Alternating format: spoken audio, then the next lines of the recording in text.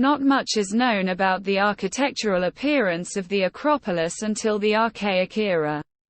During the 7th and the 6th centuries BC, the site was controlled by Cylon during the failed Cylonian revolt, and twice by Pisistratos. Each of these was attempts directed at seizing political power by coups d'état. Apart from the hecatomben mentioned later, Pisistratos also built an entry gate or Propylaea. Nevertheless, it seems that a 9-gate wall, the Enipolon, had been built around the Acropolis hill and incorporated the biggest water spring, the Clepsydra, at the northwestern foot. Quote, a temple to Athena Polias, the tutelary deity of the city, was erected between 570 and 550 BC. This Doric limestone building, from which many relics survive, is referred to as the hecatomben, Greek for 100-footed, your Parthenon, German for original Parthenon, or primitive Parthenon. Architecture or Bluebeard Temple, after the pedimental three-bodied man-serpent sculpture, whose beards were painted dark blue. Whether this temple replaced an older one, or just a sacred precinct or altar, is not known. Probably, the hecatomben was built where the Parthenon now stands. Between 529 and 520 BC yet another temple was built by the Pisistratids. The Old Temple of Athena, usually referred to as the Archaeos Neos, Archaeus Neos, ancient temple. This temple of Athena Polias was built upon the Dorpfield foundations, between the Erechtheion and the still-standing Parthenon.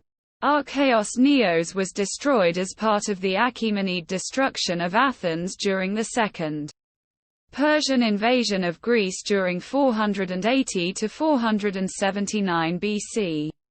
However, the temple was probably reconstructed during 454 BC. Since the treasury of the Delian League was transferred in its Opistodemos.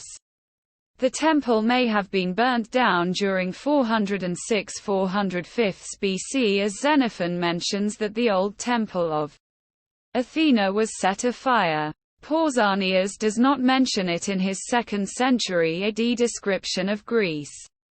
Around 500 BC the hecatomben was dismantled to make place for a new grander building.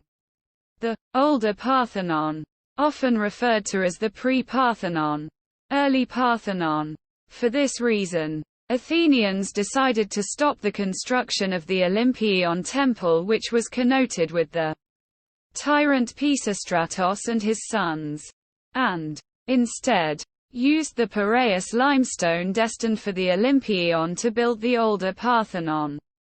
To accommodate the new temple, the south part of the summit was cleared, made level by adding some 8,000 2-ton blocks of limestone.